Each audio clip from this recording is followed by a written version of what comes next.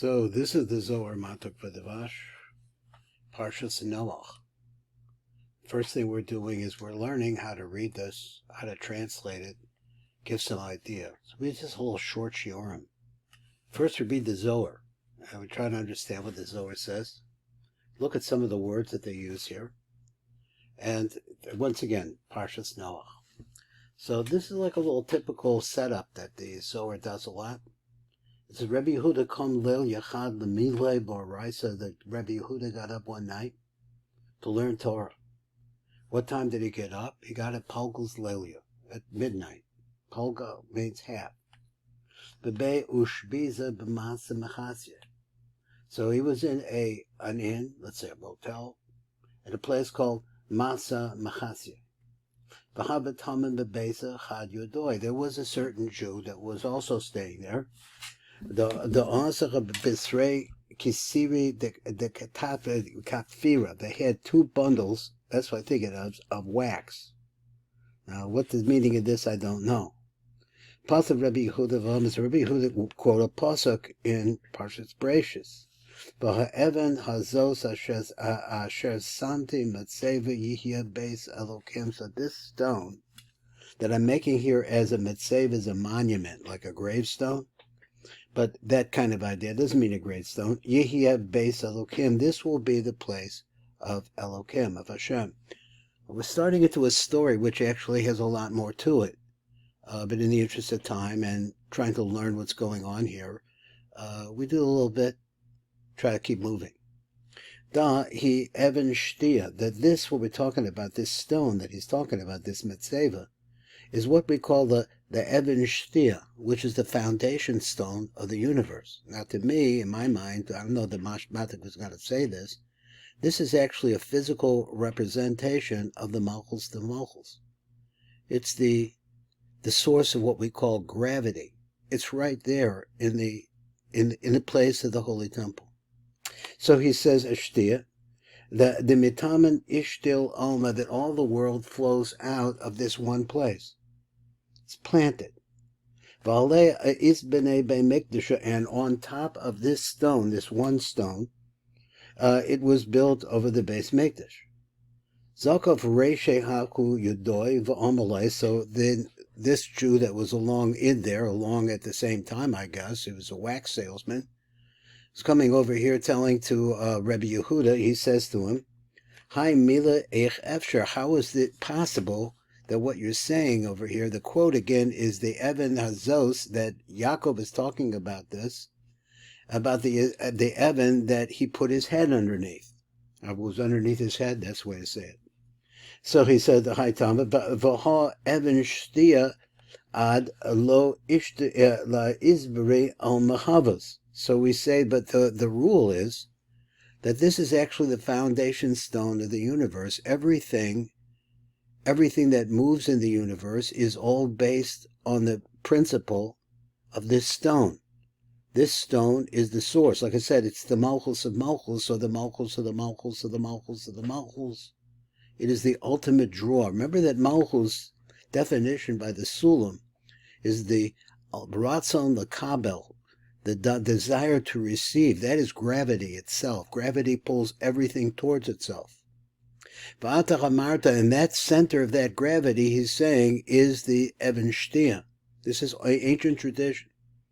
V'ata Marta, but you said, V'ha Evan Azosa Shecha Samti Matzeva, that this stone that I placed as a marker, as a monument, the mashma, the Yaakov Shavi la Hashta, it's mashma that Yaakov himself is the one that now is placing it there.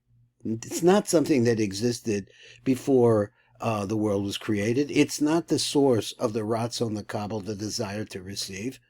Dersiv, V'yikach as the Evan, so he took, because this is the pasuk, he took the stone, so the stone was there, that he placed underneath his head.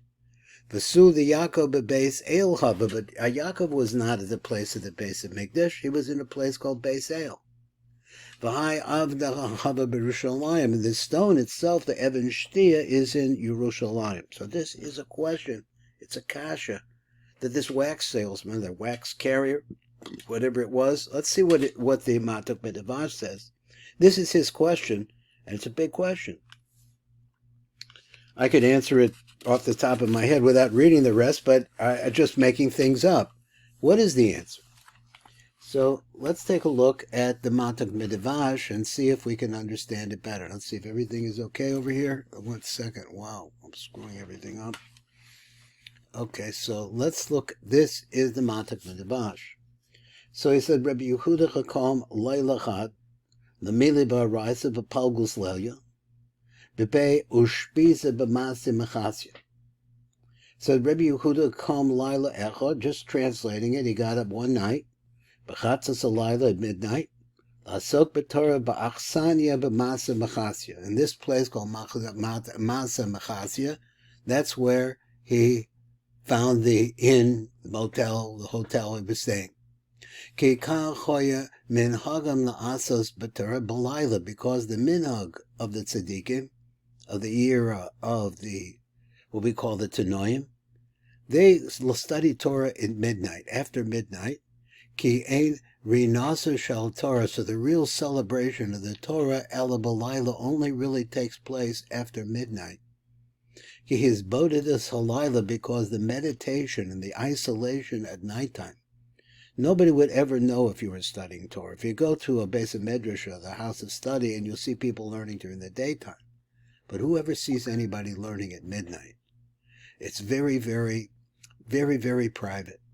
So he said, "Ki his bodidus halayla tasir la'amed as seichel ha'adam al borio," so that because if a person learns Torah at nighttime, it has a way to be able to perfect the seichel. What he means, it settles the mind.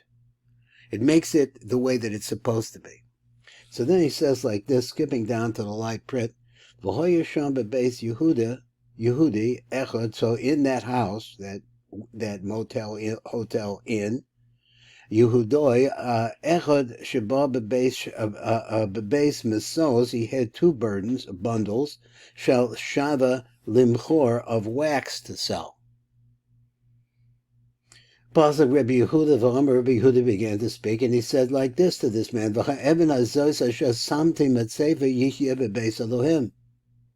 So he said, what does this say? Let me translate.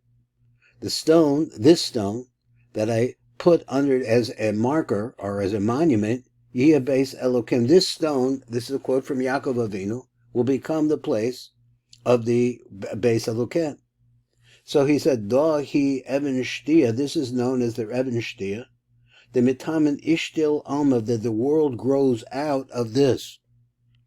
I said that the idea is gravity. At least that's an attribute of it. It pulls everything towards itself, everything grows around it. Zuhi Even Ashtia Shemisham Hoshasa Ha'olam, that the world, Hoshasas, pours out from that place. And on top of that stone, the holy temple is built. Because that is the middle of the world. That is, in other words, the center point. If you learn the Rav, if you learn the Ariya Kodesh, you bring this in the very first shar. They explained how everything is made out of one empty dot. That one empty dot is the place where there is no light of the Ein Sof Baruch Hu, and as a result of that, everything falls into it that is going to be created. So then he says like this, Zakef Rosho Osa Yehudi Ba'oda B'mitaso. So this woke up this Jew. Now it gives you a little picture of what it was like. Apparently they were sleeping in an open area. I really don't know how that works. Maybe I was in Afghanistan once, so I know what an ancient bed looks like. The look of this is that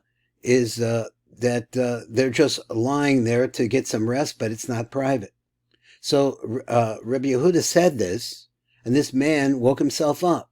He says, Zakef Rosho, he lifted his head, Oso HaYehudi, that other Jew, the wax salesman, I guess, Ba'oda b'mitasa, while he was still lying down. V'shal l'reya, so he asked the Rebbe Yehuda, Eich efshar lehiyos davar zeh, how is it possible this could be? Answer me this question, he says. V'harei even ashtia, because we know if this is the foundation stone of the universe, if this is the center of all physicality runs out of this, Kavar choisa ad shalom nivra olam. We have our tradition is that this existed before there was any physicality. In other words, it's the beginning of physicality. But it's right at the point of its beginning. So the world really developed out of this. All of it, I don't know what hoshasas means. It means like drank from it, grew from it. Va'ata omer, but you said, wait a minute. You said, koi al ha'evan shti. So he said, wait a minute, you said, va'ha'evan azos ashasamti matzeva. So that quote, this stone that Yaakov put underneath his head in this place called Beis El, you said that that's what happened. Koi ha'evan shtia, and is talking about this same stone, the foundation stone of the universe. The mashma, the Yaakov shavel lahashta, it's mashma that Yaakov Avinu, he's the one that put it there. So he's the one that made it into a monument. But if you said that it was existed before the world existed, how could that be? V'yikach as Evan, let's go back over here. Let me get the Mata B'Dabash, my mistake. Shemashva Yaakov Some also ata the Hiyosham Matseva, that he put it now there, that it's going to become a stone. It's going to become that monument. So he did it. It wasn't existing before the world was created. So it's Arashata Lokha. It's only now, in this story of Yaakov, at the place of Beis El, with the stone under his head, that it's now becoming the monument. Vod Yaakov Koya Oz Beis El, and so he says, let me point out to you that Yaakov was not in Yerushalayim, Kamasha Kosav Sham. V'yikra Hashem Amakom B'hu Beis El, he said at Beis El. Beis El means the house of God, which really could easily be translated. I'm not reading the rest of the Zohar, so I'm going to leave that for anybody else who wants to read the Zohar and see what the answer to this question is. And so later on, Kosev Anohi ha'el Beis Kale, I am the God that appeared in Beis El, Asher Mashachta B'Sham Matseva, that you anointed over in this place this monument stone. Evan Zu Chosed Beis Hamikdash, but this stone was not in Beis El. It was in the Beis Hamikdash, and the Beis Hamikdash is in Yerushalayim. So this is a question that the Zohar is starting with, and of course there's a lot more to be said about it. But here we're coming to try to read, translate, learn how to say it again. For those of you who have the Maltak Medevash, or have access to it, if you don't have access to it, if you have the money, you should buy it. Now it costs like $550 for a set. But your synagogue may in fact have it. And if you have a house of study, they should have it if they don't. This is Baruch Fleischman. I'm going to a wedding, God willing, in next week. My granddaughter is going to be married, so I'm going to be busy, and I'll probably be back to you next week. All the best.